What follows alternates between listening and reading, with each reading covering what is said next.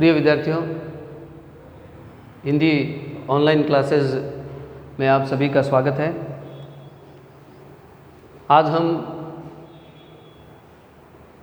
पहले के टॉपिक को आगे बढ़ाते हुए अर्ध सममात्रिक छंद और विषम मात्रिक छंदों के बारे में बढ़ेंगे, जो कक्षा 12 बोर्ड परीक्षा के अंदर हैं उनको।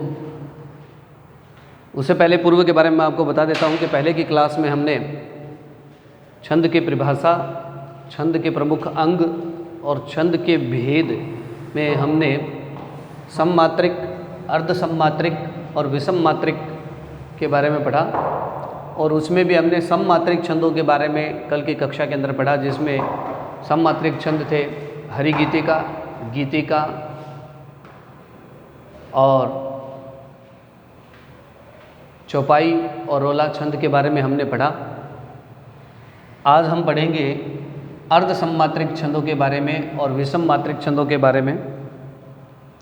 शुरुआत करते हैं अर्ध सममात्रिक छंदों की। और अर्ध सममात्रिक छंदों में सबसे पहली बात तो ये कि वे अर्ध सममात्रिक होते क्या हैं। तो देखिए, जहाँ किसी भी काव्य पंक्ति में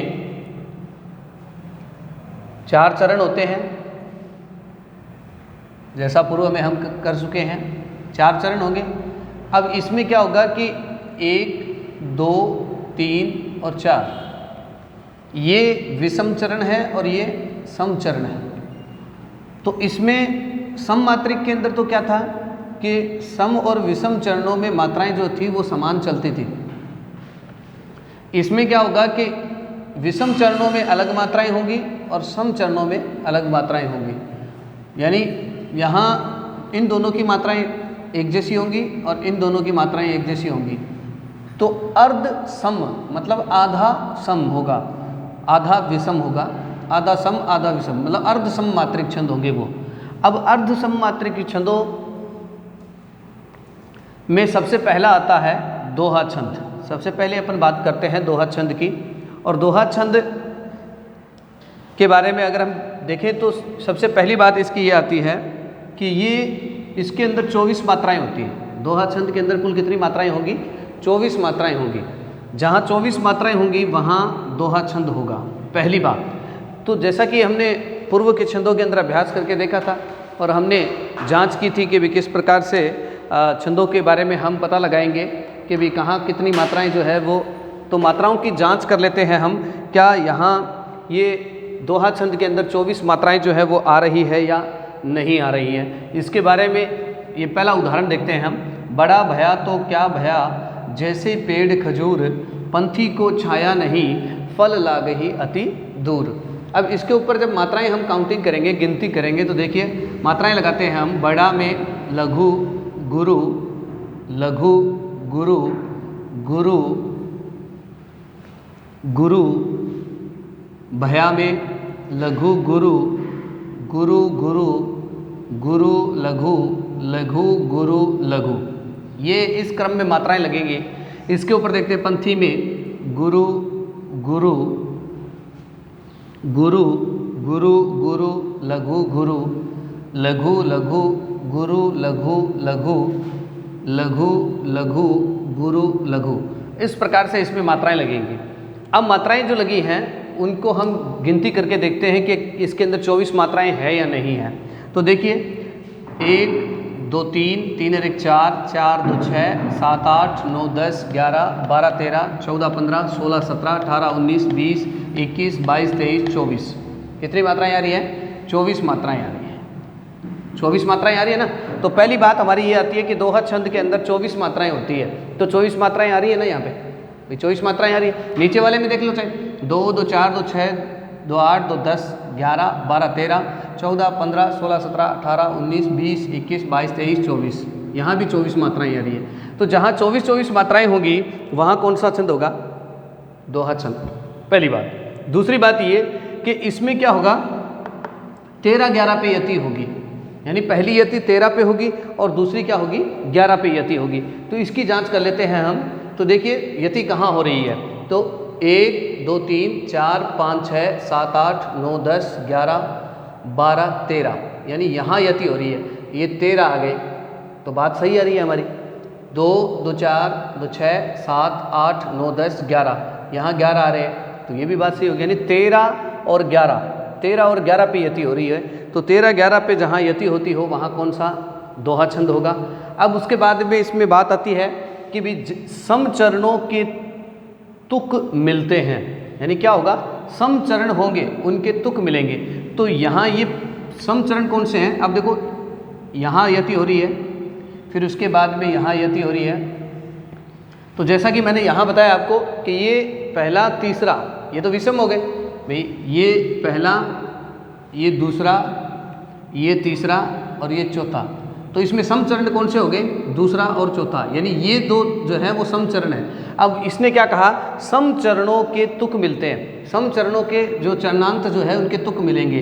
अब देखिए जैसे पेड़ खजूर, अब ये खजूर है अति दूर, तो खजूर दूर, ये समचरणों के अंत के जो है वो क्या मिल रहे हैं, तुक मिल रहे हैं। खजूर दूर, तुक बंदी हो रही है, तुक मिल रहे हैं।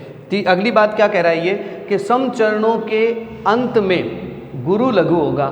समचरण जो होंगे यानी समचरण यही है, इनके अंत में क्या होगा, गुरु लघु होगा। तो देखिए यहाँ भी गुरु लघु, गुरु लघु, समचरणों के अंत में गुरु लघु आ रहा है। तो इसका मतलब ये जो है वो क्या है, ये दोहा छंद का उदाहरण है। ये किसका उदाहरण है, दोहा छंद का उदाहरण है। यानी ये सारी बातें जो हैं, यानी पहली शरत 24 मात्राओं की तो पूरी हो रही है, 13 11 पे यति हो रही है, समचरणों के तुक मिल रहे हैं और चरणांत में जो है गुरु लघु आ रहा है। तो ये सारी जो शर्तें हैं इसकी, ये इसमें पूरी हो रही है। तो इस कारण यहाँ कौन सा छंद मान लेंगे हम, दोहा छंद मानेंगे। कौन सा छंद हो गया, दोहा छंद हो जाएगा।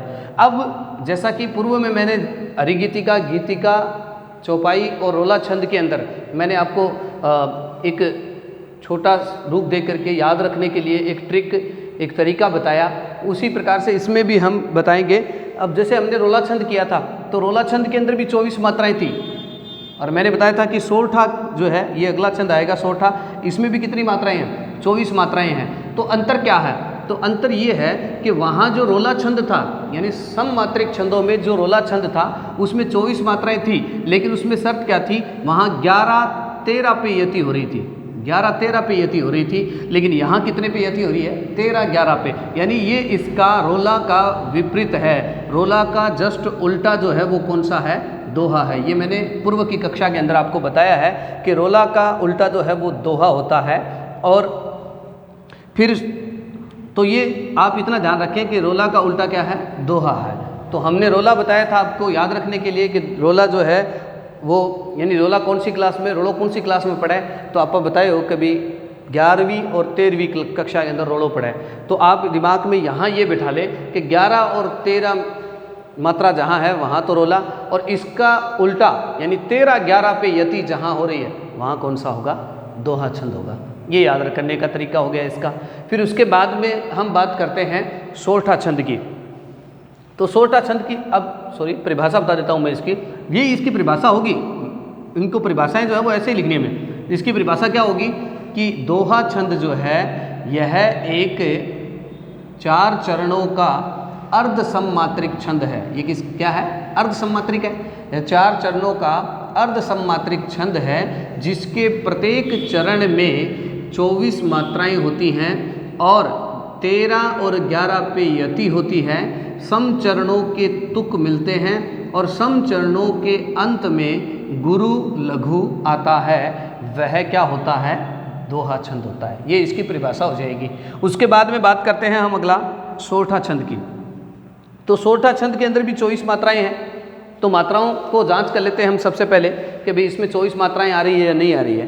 तो इसको हम जांच करते हैं कि भाई 24 मात्राएं इसमें है या नहीं है। तो देखिए, प्रभु लघु लघु, प्रलाप प्रलाप, लघु गुरु लघु, सुनी लघु लघु, कान गुरु लघु, विकल लघु लघु लघु, भय लघु गुरु, वानर गुरु लघु लघु, निकर लघु लघु लघु।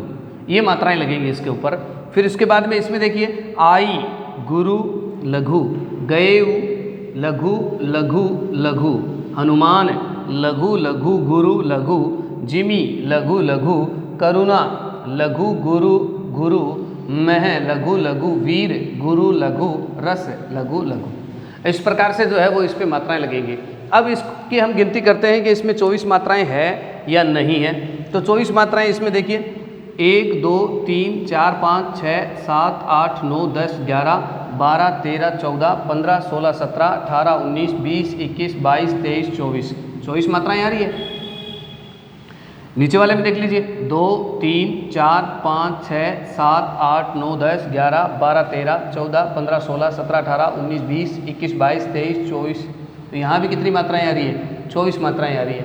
तो यहाँ भी 24 मात्राएं आ रही है। तो जहाँ 24 मात्राएं होंगी वहाँ कौन सा छंद होगा? सोरठा छंद होगा। अब देखिए यति की बात अगर हम करें तो यति हो रही है या नहीं हो रही है, इसके अनुसार यहाँ 11 13 पे यति होगी। देखो रोला के अंदर भी 11 13 पे यति हो रही थी, इस सोरठा में भी 11 13 पे ही यति हो रही है। तो 11 13 पे यति होगी। तो देखिए 1 2 3 4 5 6 7 8 9 10 11 यहाँ यति हो रही है 11 पे, पहली यति 11 पे।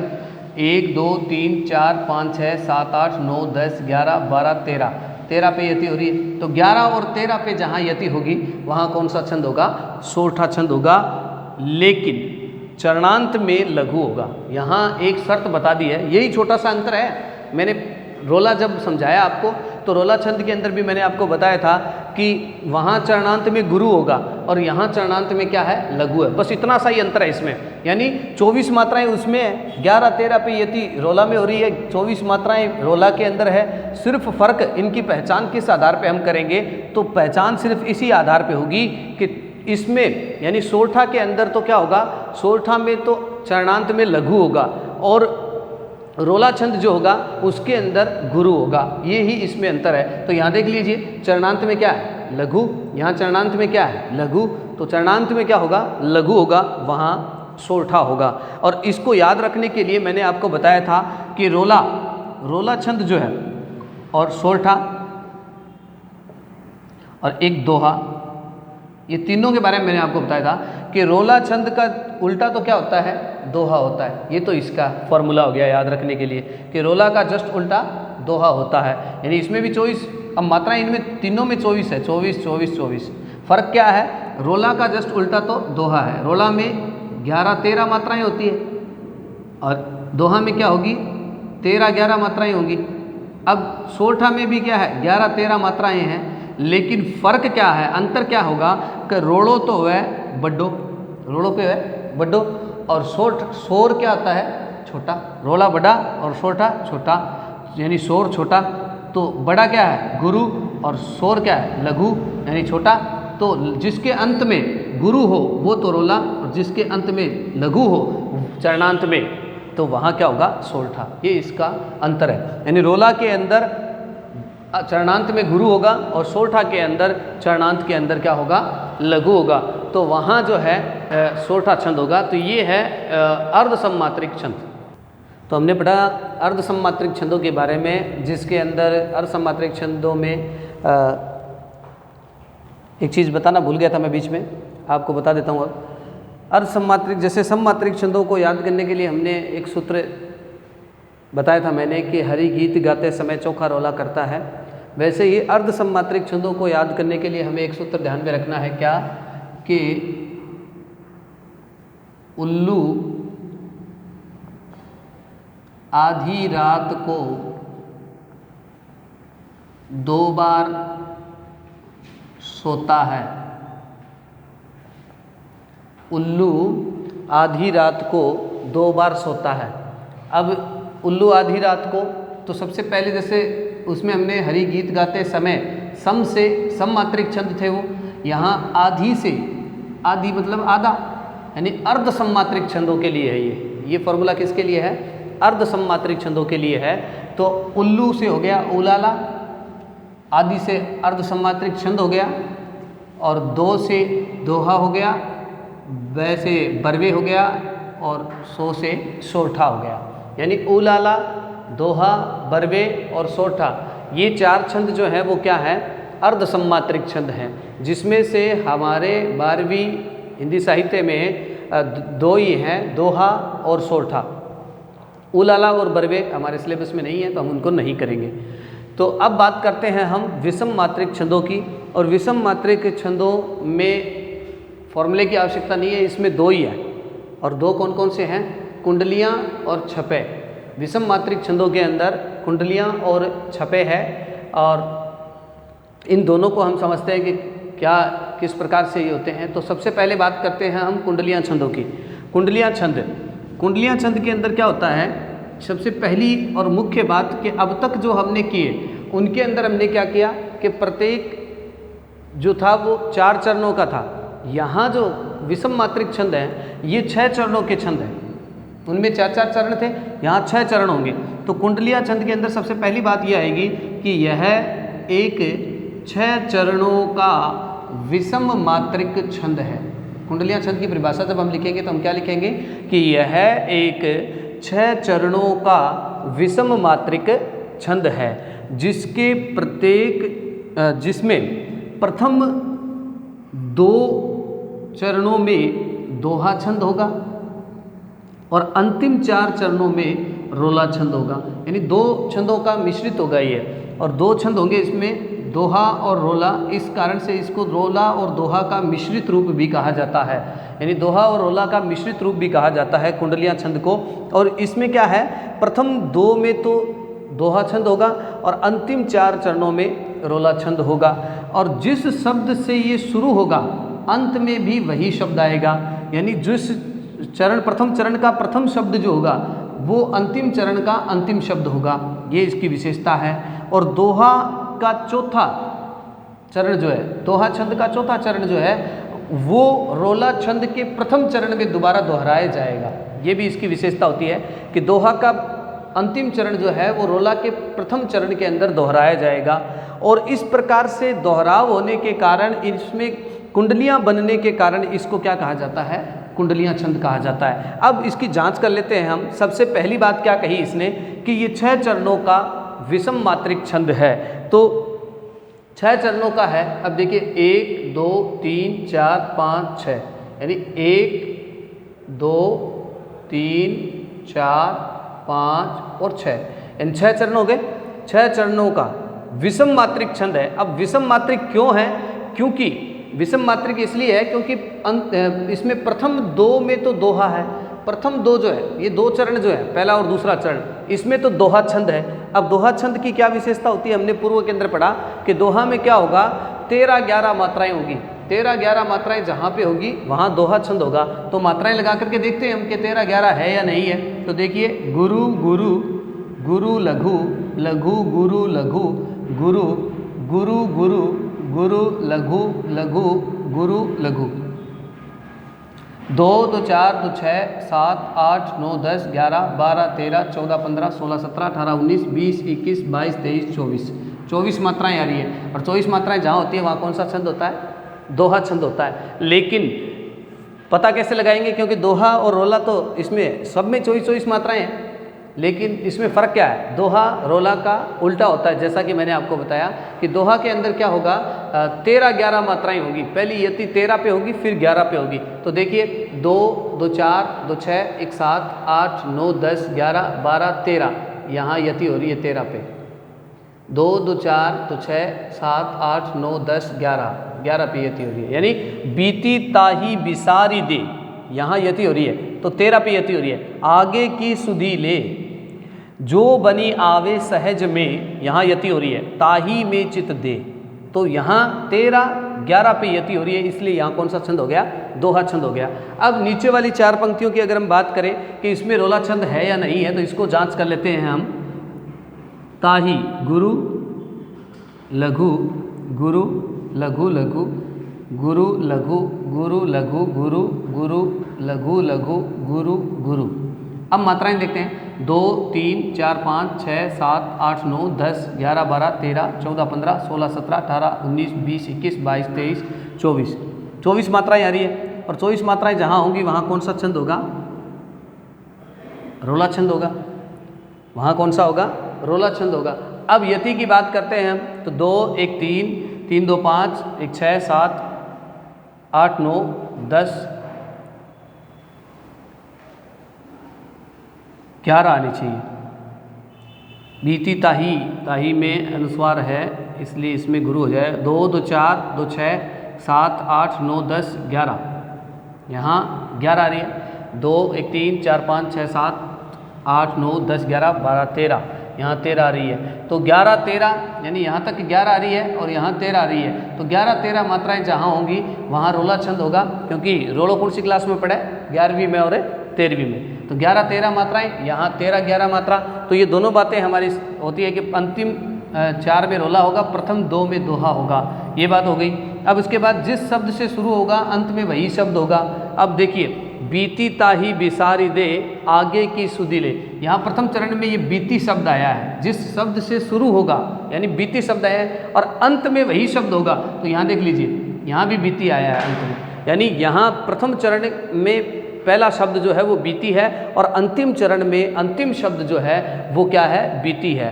तो ये भी बात हमारी सही होती है कि जिस शब्द से शुरू होता है अंत में वही शब्द आएगा। फिर दोहा का चौथा चरण, अब दोहा का चौथा चरण रोला के प्रथम में दोहराया जाता है। तो दोहा का चौथा चरण कौन सा है? ये है, यानी ये पहला चरण हो गया, ये दूसरा चरण हो गया, ये तीसरा हो गया और ये चौथा हो गया। तो ये चौथा चरण जो है दोहा का चौथा चरण, रोला के प्रथम, रोला का प्रथम ये है, ये चरण हो गया। ये रोला का है ताही में चित दे, तो ताही में चित दे यहाँ जो है ये आ रहा है। ये दोहा का अंतिम चरण रोला के प्रथम चरण में दोहराया जा रहा है। रोला का दोहा का प्रथम, दोहा का अंतिम और रोला का प्रथम चरण जो है वो दोहराया गया है। तो ये भी बात हमारी सही होती है। इस प्रकार से ये कुंडलियाँ बनाने के कारण इसको हम क्या कहते हैं? कुंडलियाँ छंद कहते हैं। और इसको ध्यान में रखने के लिए आपको मैं एक और बात बता देता हूँ याद के तौर पर। देखो, सीधी सीधी पहचान तो ये होगी। पहली बात तो ये कि जिस शब्द से शुरू होगा अंत में वही शब्द होगा, इससे भी याद रख सकते हो आप। दूसरी बात ये कि प्रथम दोहा छंद होगा 2 चरणों में, तो इसका अंतिम और रोला का प्रथम होगा, तो ये बात से भी याद रख सकते हो आप। इनसे भी याद नहीं रहे तो एक और बात बताता हूँ मैं आपको। गिरधर कवि राय, ये शब्द जो है गिरधर कवि राय, ये गिरधर कवि राय यानी गिरधर की कुंडलियाँ जो है वो प्रसिद्ध है। कुंडलियाँ लेखन में गिरधर जो है वो प्रसिद्ध है, तो ये अपना नाम देता है। तो गिरधर की कुंडलियाँ प्रसिद्ध है तो ये अपना नाम आएगा इसका। इस कुंडलियाँ छंद के अंदर ये देखा ना, कहे गिरधर कवि राय यह कर मन की प्रतीति आगे की सुधी ले समुझी बीती सो बीती। तो गिरधर की कुंडलियाँ प्रसिद्ध है और गिरधर का नाम आता है, इसलिए यहाँ कौन सा छंद हो जाएगा? कुंडलियाँ छंद हो जाएगा। तो इसलिए बीती ताही बिसारी दे आगे की सुधी ले, जो बनी आवे सहज में ताही में चित दे, ताही में चित दे बात जो ही बनी आवे, दुर्जन हंसे न कोप चित में खेद न पावे, कह गिरधर कवि राय यह कर मन प्रतीति आगे की सुधी ले समुझी बीती सो बीती। तो यहाँ कुंडलियाँ छंद होगा। इसके बाद में बात करते हैं हम अगला छपे छंद। दूसरा जो विषम मात्रिक छंद है वो है छपे छंद। छपे छंद में भी यही बात होगी कि इसके अंदर क्या है? पहली बात 6 चरणों का होता है। तो देखिए 6 चरणों का है कि नहीं है? 1 2 3 4 5 6 चरण है ना इसके। 6 चरणों का हो गया, पहली बात सही है। प्रथम 4 चरण में रोला, अब प्रथम 4 चरण के अंदर रोला होगा तो प्रथम 4 चरण यानी 1 2 3 4 यहाँ तक जो है वो रोला छंद होगा। तो मात्राएं लगा करके देखते हैं हम रोला है कि नहीं। तो 2 गुरु गुरु लघु लघु लघु लघु गुरु लघु लघु लघु लघु लघु लघु लघु गुरु लघु लघु गुरु। मात्राएं देखते हैं कितनी आ रही है। 2 2 4 1 5 6 7 8 9 10 11 12 13 14 15 16 17 18 19 20 21 22 23 24 24 मात्राएं आ रही हैं। तो 24 मात्राएं जहाँ होगी वहाँ कौन सा छंद होगा? रोला छंद होगा। लेकिन रोला के अंदर फिर एक बार बता देता हूँ मैं आपको कि रोला छंद की क्या विशेषता होती है कि रोला छंद जो है उसके अंदर जो यति जो होगी वो 11 13 पे यति होगी और अंत में जो है वो गुरु होगा। तो यहाँ अंत में गुरु आ रहा है, यहाँ भी अंत में गुरु आ रहा है, तो ये रोला है कि नहीं? यहाँ भी अंत में गुरु आ रहा है, यहाँ भी अंत में गुरु आ रहा है, तो रोला है। अब यति की बात करें कि 11 13 पे यति हो रही है या नहीं हो रही है, तो देखिए 2 2 4 1 5 6 7 8 9 10 11 यहाँ यति होगी। फिर 1 2 3 4 5 6 7 9 10 11 12 13 13 हो रही है, यानी 11 13 पे यति हो रही है। पहली यति 11 पे, दूसरी 13 पे, तो 11 13 पे यति जहाँ होगी वहाँ पे कौन सा होगा, रोड़ा छंद होगा। फिर अंतिम 2 में उलाला छंद होता है। ये अंतिम 2 पंक्तियाँ जो है वो इनमें उलाला छंद होता है। तो उलाला छंद के अंदर जो है वो 26 मात्राएं और कुछ विद्वान जो है वो 28 मात्राएं मानते हैं। तो जहाँ 26 या 28 मात्राएं होंगी वहाँ कौन सा होगा, उलाला छंद होगा। तो ये भी हो गई। और फिर उसके बाद में बात आती है कि ये वीर रस, यानी ये जो छंद है, छपे छंद जो है वो वीर रस में लिखा जाता है। अधिकतर छपे छंद जो है वो वीर रस के अंदर लिखा जाता है। तो देखिए इसमें नीलांबर परिधान हरित पट पर सुंदर है, सूर्य चंद्र युग मुकुट मेखला रत्नाकर है, नदियाँ प्रेम प्रवाह फूल तारामंडल है, बंदी जन खग वृंद रोष फन रत्नाकर है, करते अभिषेक पयोद बलिहारी इस वेश की, हे मातृभूमि तू सत्य सगुण मूर्ति सर्वेश की। तो यहाँ वीर रस है, इस कारण से यहाँ छपे छंद मान लिया जाता है। इसकी भी एक विशेषता है, जैसे कुंडलियाँ जो है वो गिरधर की प्रसिद्ध है, वैसे ही छपे का राजा जो है वो किसको कहा जाता है, साहित्य के अंदर छपे का राजा जो है वो वीर रस के वीर शिरोमणि चंद्रबरदाई जो है उनको जो है वो छपे का राजा कहा जाता है। चंद्रबरदाई जो है उनको छपे का राजा कहा जाता है। उन्होंने जो अपनी वीर रस से युक्त रचनाएं लिखी हैं वो छपे छंद के अंदर लिखी है चंद्रबरदाई ने।